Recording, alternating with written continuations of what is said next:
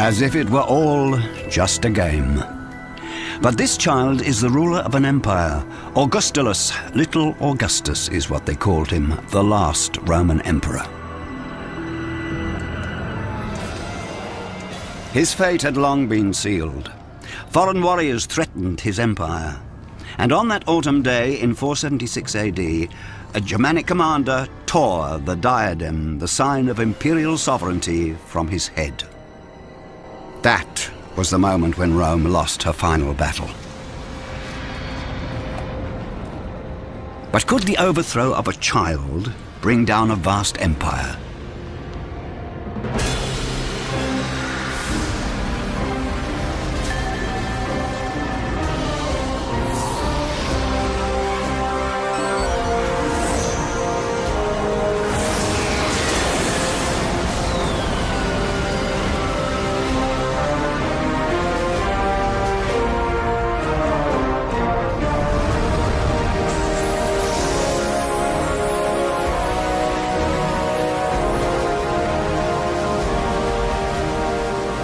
Our blue planet. It has existed for 4.5 billion years. For millions of them, it has supported life. First microbes, then plants and animals, and finally, humans.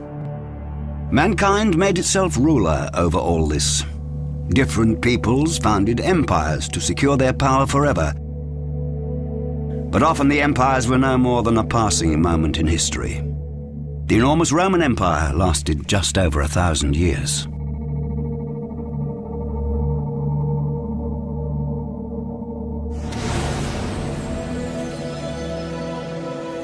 The Roman Empire was born almost 3,000 years ago, here in central Italy, between 7 hills, not far from the river Tiber.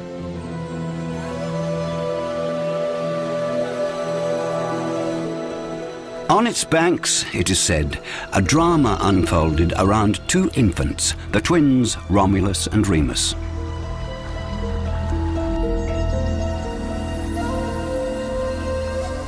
As children of Rhea Silvia, the king's daughter, and Mars, the god of war, they were destined to rule the country, but they were victims of a plot. Their power-hungry great-uncle ordered the twins drowned. But by a miracle, the waters carried the boys to the bank. According to the legend, a she-wolf suckled the twins and gave them the strength to survive.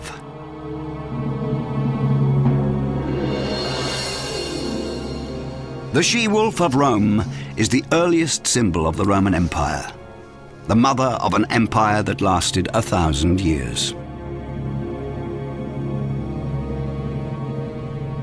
At the center of the story is a wild beast, but it is one that defends and nurtures rather than attacking and devouring.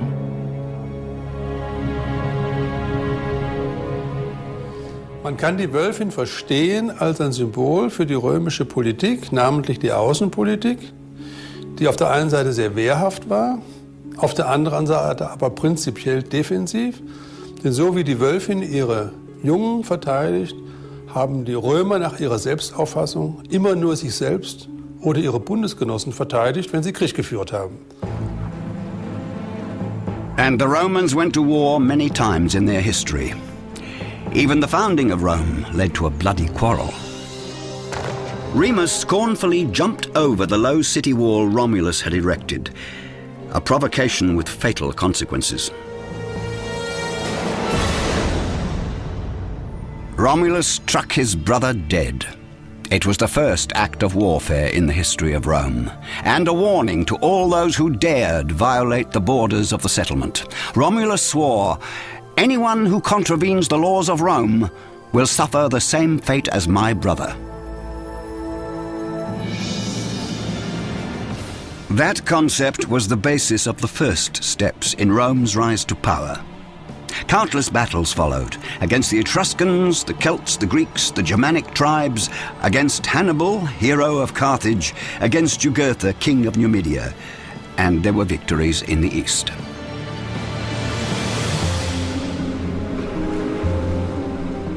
"800 years after its founding, the Roman Empire encompassed all of the known world.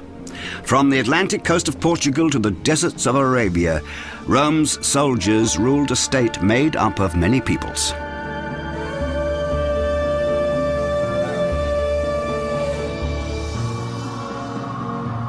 Tough Cimbri and Teutons from the cold, misty north were subjugated. So were the Celts of Britain. The highly developed ancient Greek civilization was integrated into the empire, along with the treasures of Egypt.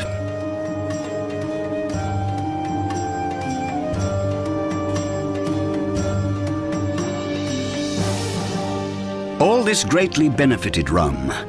The eternal city at the heart of the empire was already a city of 1 million people 2,000 years ago.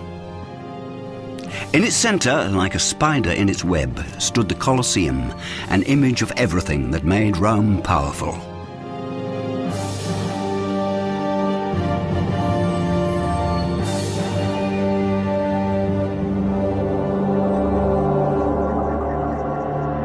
Almost 500,000 tons of concrete went into the construction of the Colosseum. Made of limestone, it stood 50 meters high and seated 50,000. Its 4 stories divided the spectators by class. And while a giant shade cloth protected the spectators from the sun, men slaughtered each other in the arena in every conceivable way.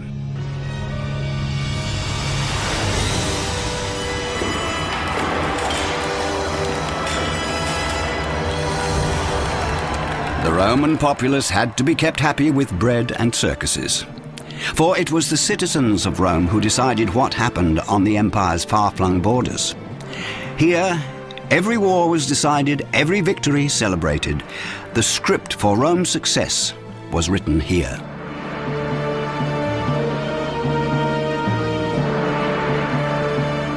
Rom war tatsächlich eine Erfolgsstory. Und wenn man sich fragt, warum ist Rom so groß geworden, dann kann man, glaube ich, 2 Faktoren nennen. Der eine Faktor ist die unglaubliche Integrationsfähigkeit von Rom.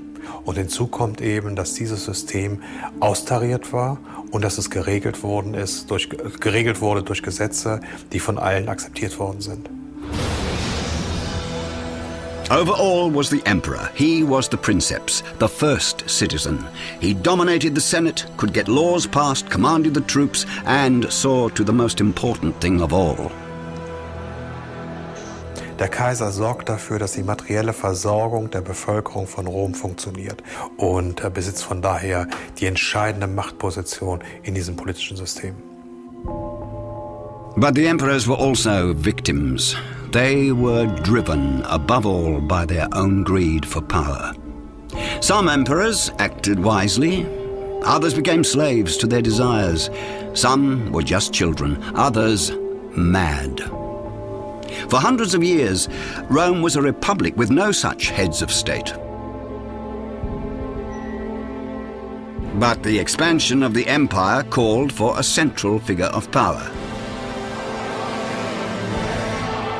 For a Caesar enthroned over all, who would unite the many voices in the Senate and hold the empire together.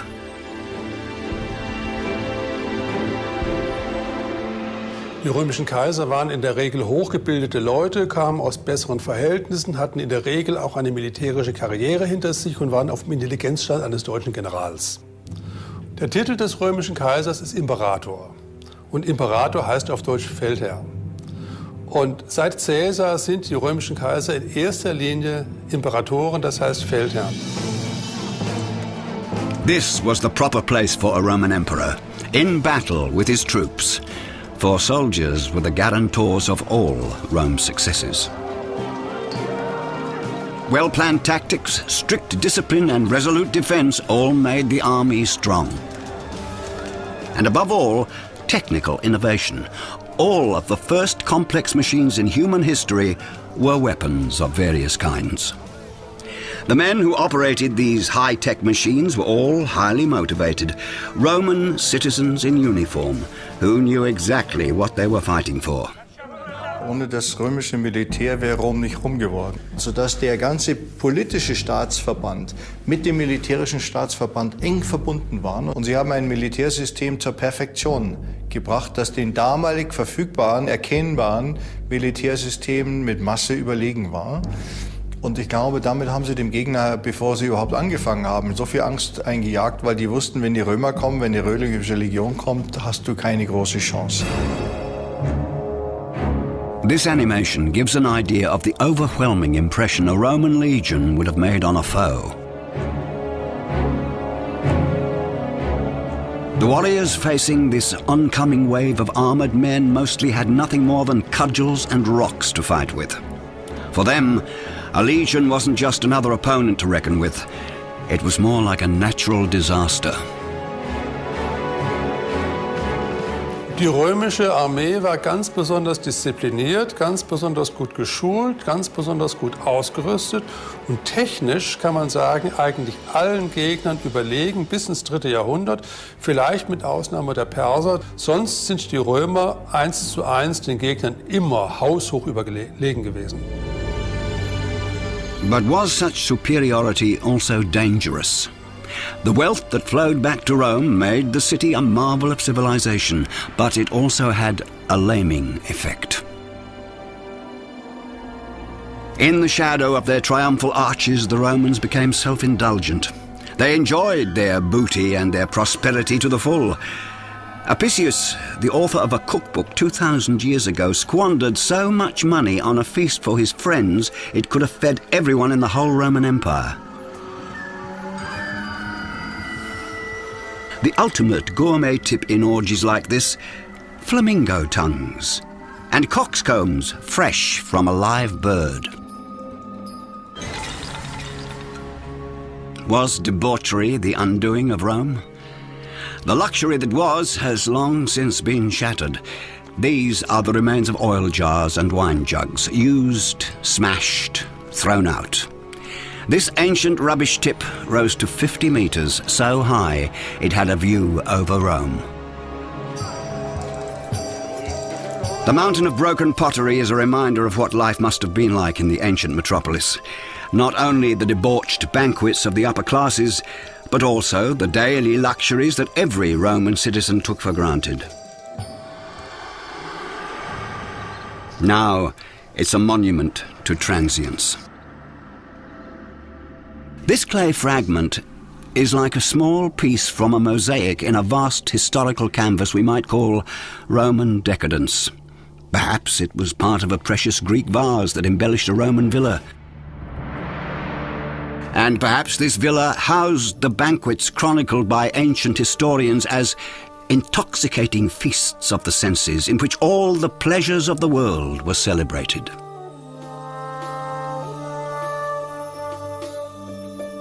But there was almost 500 years between the high point of this hedonistic culture and the fall of Rome. Rome celebrated its half-millennium without collapsing. Does the melancholy of ancient portraits hint at the end? Perhaps it's only sadness that the good times can't last forever. And was it really overindulging in luxury that brought Rome down? Als entscheidenden Grund für den Untergang Roms wird man das nicht mehr bezeichnen können und es wird heute auch so nicht mehr gesehen.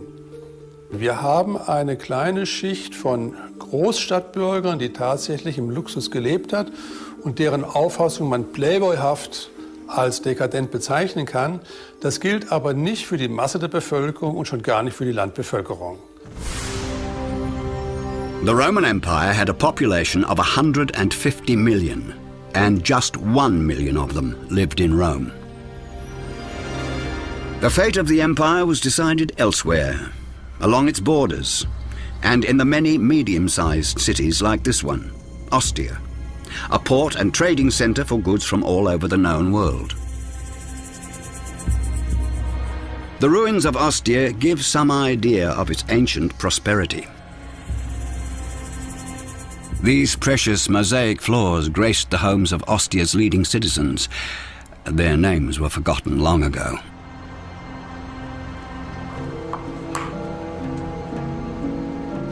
Today, the splendor of the Roman Empire is being brought back to life, centimeter by centimeter. 20,000 people lived within these walls, lived and worked and amused themselves. In large theatres, for example, and in the city's many alleyways and streets. But at some point, in the 4th to the 5th century, it all came to an end. The wealthy city of Ostia went into an extraordinary decline and was finally abandoned. Why? The harbour silted up, for one thing. But scientists have also discovered other causes. One of them may lie here under the basalt paving stones of the 2,000-year-old main road. Behind this house wall, you can descend directly into the underworld, to the town's sewerage and drinking water system. Huge lead pipes carried drinking water into the home. High tech. But with what effects? In the late 80s, there were made some analyses over human skeletons. Some scholars found a higher concentration of lead, and the same scholars thought that there were many sources of lead in the ancient times. Did the people of the Roman Empire poison themselves with lead-contaminated drinking water without even suspecting the hidden danger? In the research centre at Ostia, Dr. Nucci is investigating a lead pipe that brought water to the house of a certain Septima.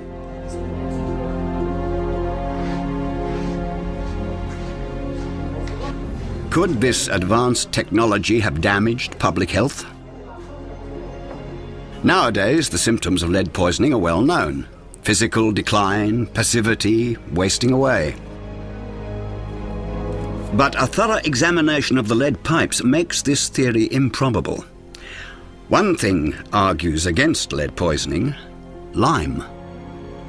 Insgesamt muss man darauf hinweisen, dass das Trinkwasser sehr schnell Kalk ablagert und dass diese Bleirohre innen mit einer Kalkschicht ausgekleidet sind, sodass das Wasser nicht mehr an dem Blei vorbeifließt und kaum noch in dieser Situation kaum noch Blei aufgenommen wird. Bleiwasserleitungen waren sehr teuer. Deswegen gab es die allenfalls in den Großstädten, in einigen wenigen Großstädten. Die meisten Wasserleitungen, die wir kennen, waren aus Ton oder waren aus Holz. Und auf dem Lande gab es schon gar keine Bleileitungen. Und da 90% der Bevölkerung auf dem Land gelebt haben, nicht wahr, kann das überhaupt aus diesem Grunde, aus statistischen Überlegungen schon keine Rolle spielen. But even if lead-contaminated water didn't pose a threat, lead was ever present in Roman society. It was in their drinking vessels, for example, and in the wine, which got its sweetness from the lead acetate that seeped from the vats. There can be no doubt that the Romans absorbed heavy metals. But if lead did long-term damage to Roman public health, all the other peoples in the empire would have been affected as well. All roads lead to Rome, the old saying goes, but they also lead away from Rome. The Romans exported their goods to every corner of the known world. The Roman way of life reached everyone.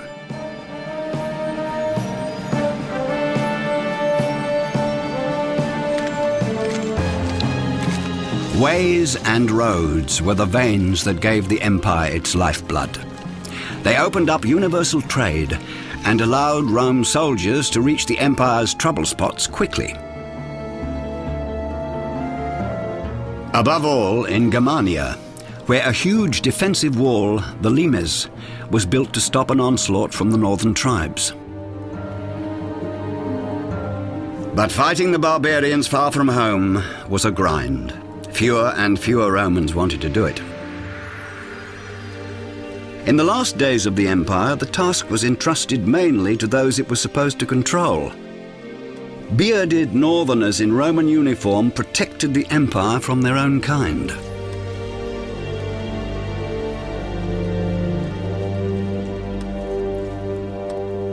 Ein Schwachpunkt des Römischen Reiches ist es natürlich gewesen, dass immer stärker diese militärische Kraft auf die Germanen in römischem Sold übergegangen ist, sodass die Römer selber schließlich auch gar nicht mehr die Notwendigkeit erkannten, das Schwert in die Hand zu nehmen. The barbarians in uniform assimilated. They could be distinguished from real Romans only by their beards. In the outer reaches of the empire, they learned everything that their own cultures lacked. Reading and writing, discipline, planning, a money economy. And the comforts of a civilization that was light years ahead of their own. But the Romans too profited from the barbarians' readiness to integrate. Sie waren zuverlässig, sie waren tapfer, sie waren groß, eindrucksvoll. Und man hat sie in den eigenen Bereich geholt, man hat sie damit unter Kontrolle gehabt und hat all die militärischen Fähigkeiten, die man von ihnen gefürchtet hat, wenn man ihnen gegenüberstand, für das Römische Reich nutzen konnte. Ein unglaublich genialer Schachzug eigentlich. He who cannot be conquered must be embraced, says the Roman proverb. And the dark, cold land beyond the Alps was unconquerable. Here nature played its part. All military planning came to naught in these damp marshes and dense forests. As early as the end of the 1st century, the Roman historian Tacitus wrote a book about Germania, calling it the unknown jungle that must terrify every civilized person. The forests are impenetrable, the climate life-threatening. As for the inhabitants, they were dangerous savages, rabid as animals, a nightmare from which there was no awaking. Die Germanen sind für die Römer Bedrohung und deswegen haben die Römer wohl den Versuch unternommen, den Spieß umzudrehen und zu sagen, wir beherrschen diese Gefahr, indem wir nach Germanien gehen. Und sie haben dort versucht, in Germanien eine große Provinz zu gründen. Das ist natürlich also gescheitert in der Situation, in der der Varus seine Feldzüge antrat. The first Roman emperor, Augustus, wanted a military victory over the Germanic tribes. He wanted his empire to stretch to the Elbe. In 9 AD, 25,000 elite soldiers were sent north under the command of the brave general Varus. It was a suicide mission.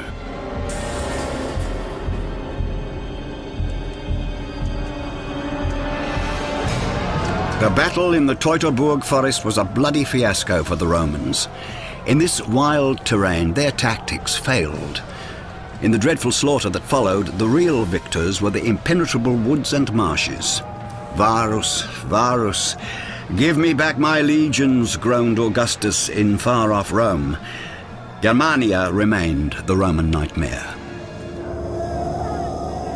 Sie haben die Römer total demoralisiert. Die Römer waren nicht in der Lage, im Wald ihre Gefechtsformation einzunehmen, die eigentlich die Grundlage ihres militärischen Erfolgs waren, sodass das einfach in Einzelgefechte Mann gegen Mann ausgegangen ist. Und die Germanen sich bewusst in keine größere Auseinandersetzung eingelassen haben, weil Hermann der Cherusker wusste, da hat er keine Chance. Er hat es eigentlich nur mit dieser Guerillataktik geschafft. Die Varusschlacht war nun eine verheerende Niederlage. Rom hatte 3 Legionen verloren und das ist eine große Zahl in der damaligen Zeit gewesen. Und man könnte sagen, dass die Römer aus dieser Niederlage gelernt haben, ihre eigenen Legionen nicht mehr riskanten Abenteuern auszusetzen und vorsichtiger zu sein bei einem Vordringen in fremde Räume. Rome was willing to learn. That was one of the secrets of the empire's success.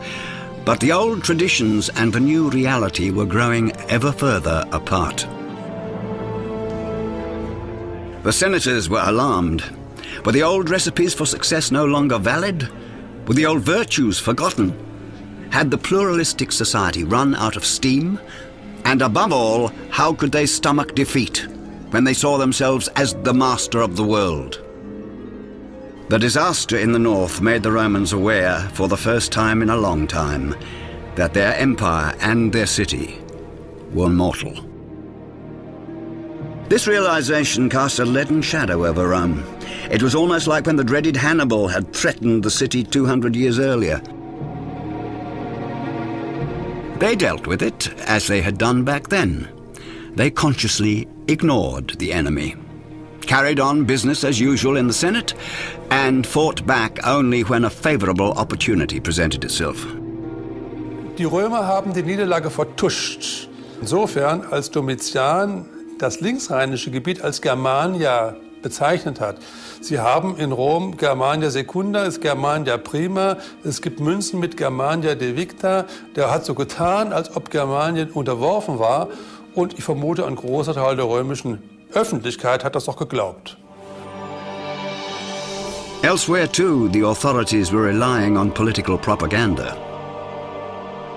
In a far corner of the empire, a Jewish rabbi was preaching the love of God. Jesus of Nazareth. For that, he was crucified. A routine punishment that the great ones of the world took little notice of. But the number of people who worshiped Jesus as the Son of God grew every day, even in Rome. Not 10 years after Jesus' death, a new world was taking shape beneath the glittering metropolis. The catacombs of Rome.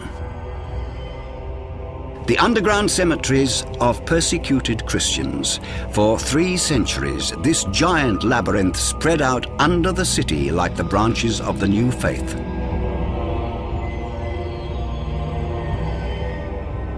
In these vaults, the Christians worshipped their God and broke with the Roman tradition. Das Christentum war eine besonders gefährliche Variante des Judentums. Das Christentum galt als Geheimkult, und alles, was heimlich war und nicht öffentlich sichtbar war, das war den Römern suspekt, denn die römische Religion hat ja im Freien stattgefunden. Da konnte jeder hingehen und zugucken. Aber was die Christen da im Verborgenen machten, nicht wahr, das wusste niemand, und das hat natürlich die Volksfantasie auf üble Gedanken gebracht. There were rumors of secret orgies and disgusting rituals, of using these hiding places to indulge in a bloody sacrificial cult. The worshippers were said to drown children and call it christening them. It was alleged that they ate the flesh of the dead in memory of their crucified idol, and that they drank blood from chalices, thinking it made them immortal. Worst of all, they refused to participate in the worship of the Roman emperor. It was the duty of every Roman to offer sacrifice to the emperor. In ancient Rome, paying respect to the state was a religious act, and the Christians refused to do it. In the eyes of the Romans, this was a dreadful crime.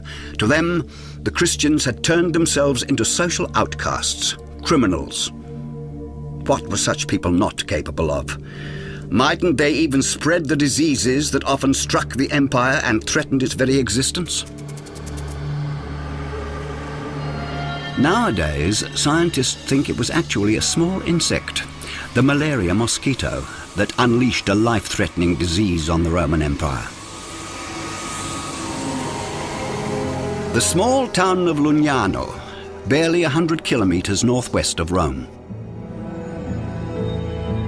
While excavating an ancient villa here, archaeologists made a strange discovery. Under the rubble of 2,000 years, they found over 100 clay amphorae. They date back to shortly before the end of the Roman Empire. The vessels did not contain the usual wine or oil, but the skeletons of children.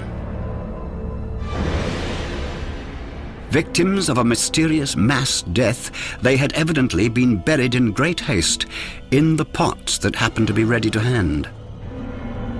The children's toys had been placed lovingly beside them, a sign that their deaths had not been sought for any reason. So what did the children of Lugnano die of?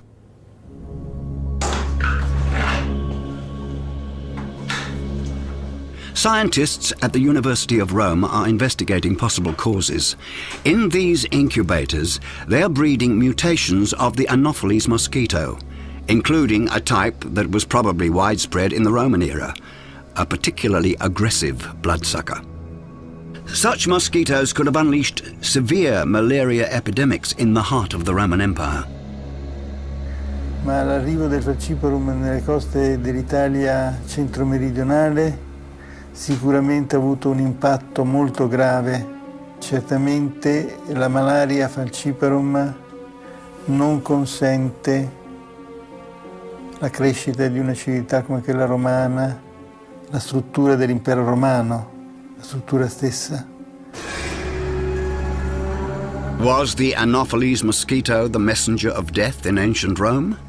Much indicates that it was. Under the microscope, genetic information about the aggressive type of carrier can be isolated and compared to the genetic remains of the malaria plasmodia found in the children's bones at Lugnano. The finding, the children did indeed die of the deadliest type of malaria known today. The epidemic must have raced through the entire population, but it is doubtful that it could doom the whole empire.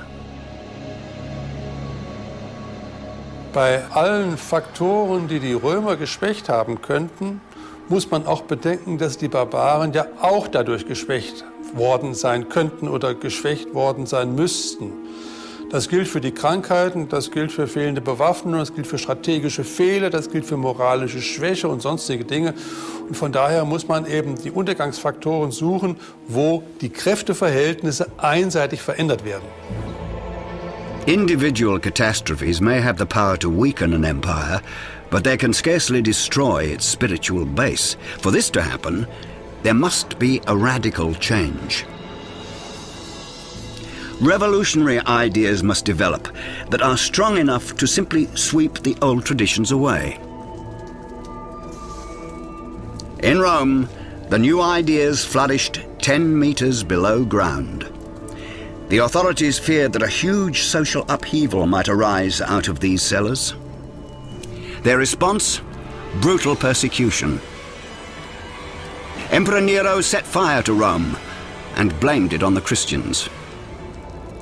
They preached love of their enemies too. They set little store by the state. Their hopes were for the hereafter. What a provocation for the rulers of Rome, who like to enjoy this world.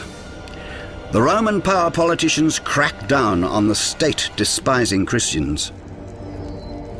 Anyone who even mentioned Jesus Christ was suspect. Thousands of secret symbols testify to the faith of the so-called enemies of the state. They show how powerful the Christians were becoming, even though so many languished in Roman dungeons. The persecution of the Christians lasted for almost 3 centuries. Centuries in which the Roman state attempted to stem the tide by the most brutal means. But the old methods failed, both with the Christians and with the integration of the Germanic tribes.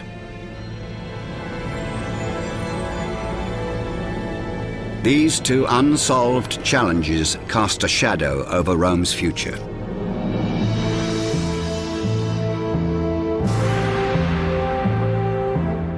One man was to solve both problems in the early 4th century. His name, Constantine. Under him, the empire flourished once more. He breathed life back into the 1,000-year-old idea of Roman glory. Constantine the Great, a shining light of late antiquity.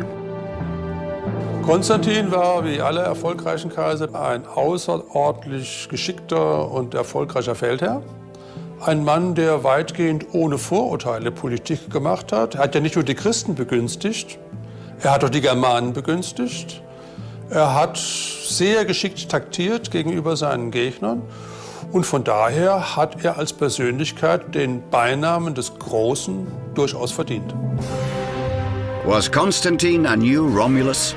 He too would surely have had no scruples about killing his own brother to gain power. Konstantin ist sicherlich ein ehrgeiziger und man kann auch sagen, machtbesessener Politiker gewesen, der keine Konkurrenz neben sich duldete. Und er hat sicherlich in einem Umkreis gelebt, der ihm die Fähigkeit vermittelt hat, also selbst in die Herrschaft einzutreten. Constantine, the victorious commander from Gaul, wanted to rule single-handedly. Had not Romulus, the founder of Rome, wanted the same? From the beginning, the Roman principle had been all or nothing. And the situation now was just as it had been then. A rival made a bid for the leadership, Maxentius. Maxentius kennen wir kaum. Er hat aber sehr viel stärker noch in der altrömischen Tradition gestanden, war legitimiert durch seinen Vater, genauso wie Konstantin auch, aber er war eben militärisch Konstantin einfach nicht gewachsen. Constantine had a flair for the dramatic. He sought and found a miracle that gave him and his troops the strength to take on the superior forces of Maxentius. It is said that in the glaring sunlight on the morning of battle, he saw the sign of Christ in the sky. The cross, representing the ancient Greek chi, stood for the beginning of the name Christos.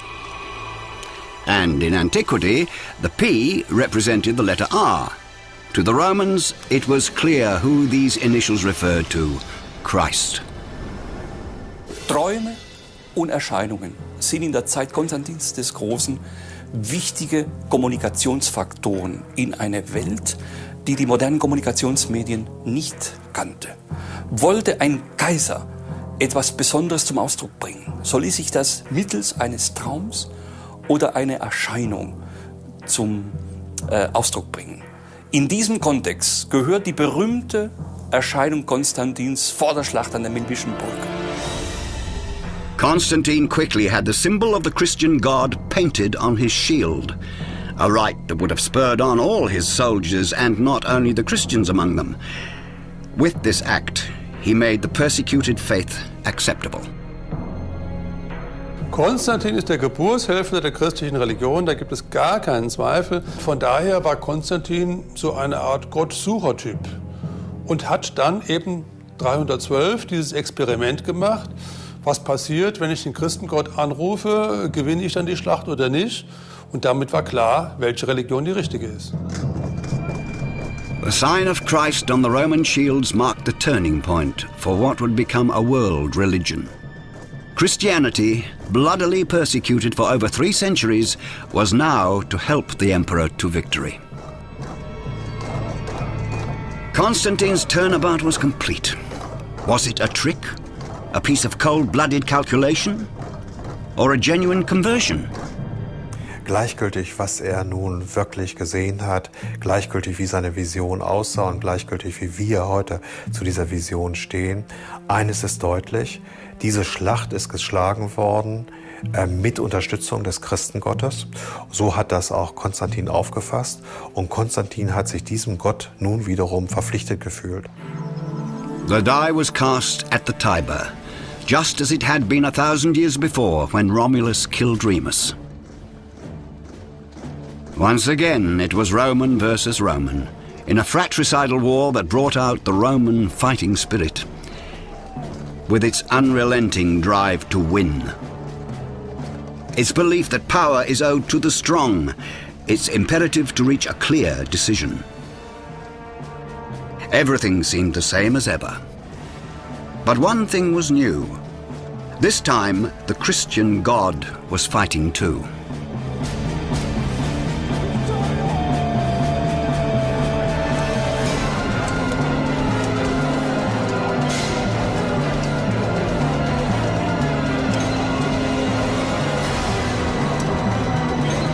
Death on the Tiber. In the moment that Maxentius drowned at the Milvian Bridge, Constantine established his supremacy over Rome and the whole empire. Ever since, the question has been how Constantine gained the upper hand despite his inferior numbers. Was it really a miracle? Or, more likely, was it Constantine's strategic skills and his opponent's errors? Here, at the Tiber, Maxentius made a fatal mistake, and it wasn't his only one.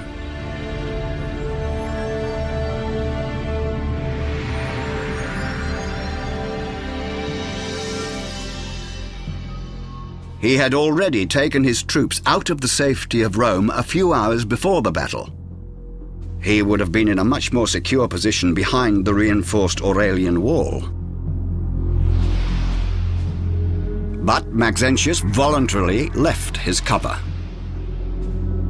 Supposedly guided by a prophecy, he rode out to meet his enemy.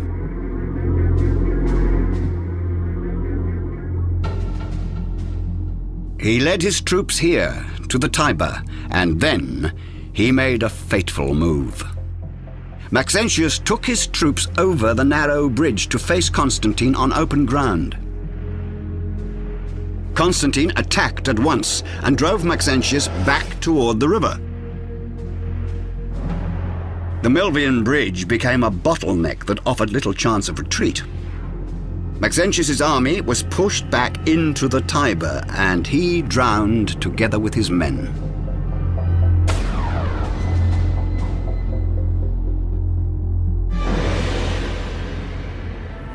Constantine's victory began a new era for the empire. A new capital city marked the change: Constantinople, 1,300 kilometers east of Rome. In this new Rome, it was churches that rose to the sky. Like the Hagia Sophia, the Church of Holy Wisdom, they were impressive witnesses to the new faith. The city on the Bosphorus offered strategic advantages. It was protected by a massive city wall and by the sea. Remnants of the fortifications can still be seen today. For centuries, enemies attacked the city.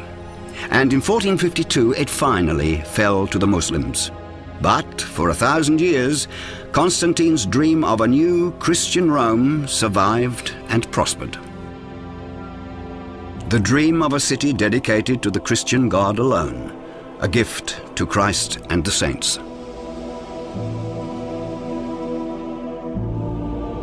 These new churches were built like magnificent palaces. For as the emperor ruled the world, Christ was emperor of earth and heaven.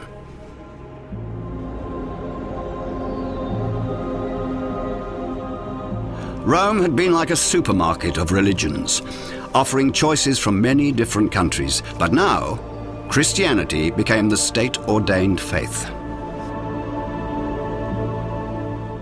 Damit beginnt die christliche Geschichte des Imperium Romanum, und das ist sicherlich ein Einschnitt von erheblicher politischer und religionsgeschichtlicher Bedeutung.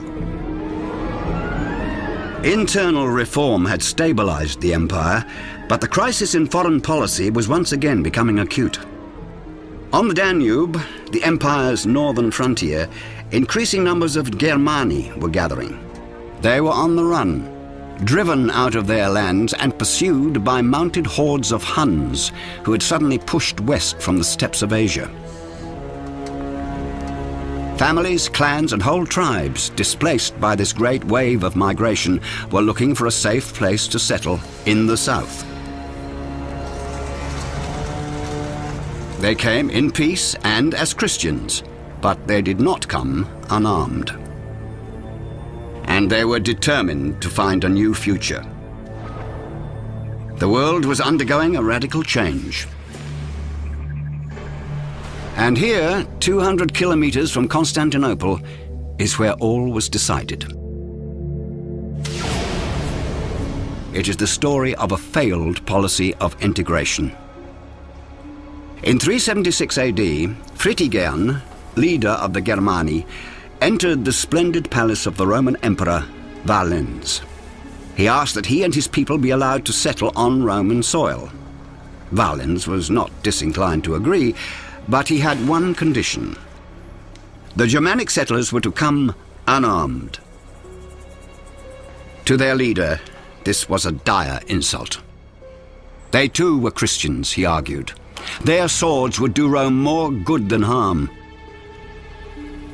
Valens gave the answer that was to determine the course of history. Let them come, these Germanic Christians. Kaiser Valens hat die Germanen über die Donau gelassen, weil es in langer römischer Tradition stand, dass man hilfesuchende Barbaren im römischen Reich aufnahm. Der einzige Unterschied ist, dass die Goten damals im Jahre 376 in solchen Massen an der Donau standen, dass der Kaiser das eigentlich auch nicht wissen konnte, was da alles kommt. Und nachdem er einmal Ja gesagt hat, nachdem die Tür einmal auf war, hat er sie nicht mehr zugekriegt.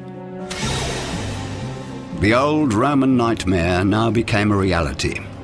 The influx from beyond the Danube was too much for the Romans. There was xenophobia, raids, skirmishes, and finally, guerrilla warfare. Not far from the new capital of the empire, in present-day Kosovo, the Germanic tribes fought for and won the right to settle, regardless of what the Romans wanted. The eastern part of the empire was now cut off from the western. The empire was disintegrating.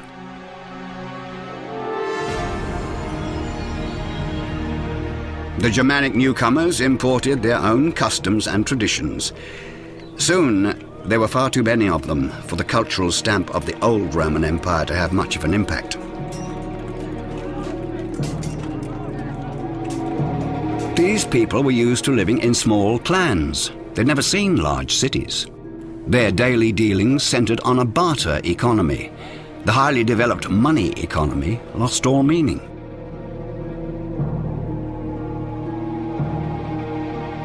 Beset by the Germanic tribes, the universal empire fell apart. Die Germanen haben sich jahrhundertelang integriert. Aber in der Spätantike, als diese Massen reinkamen, war das nicht mehr der Fall. Sie blieben Germanen wie vorher, sie blieben Barbaren wie zuvor und haben dann schließlich auch ihre eigenen politischen Interessen gegen Rom durchgesetzt. Odoacer was only one of many Germanic commanders who came and went. But he was to make history. Neither the Roman child emperor nor Odoacer himself would have realized the consequences. But on this day, they sounded the death knell for the 1,000-year empire.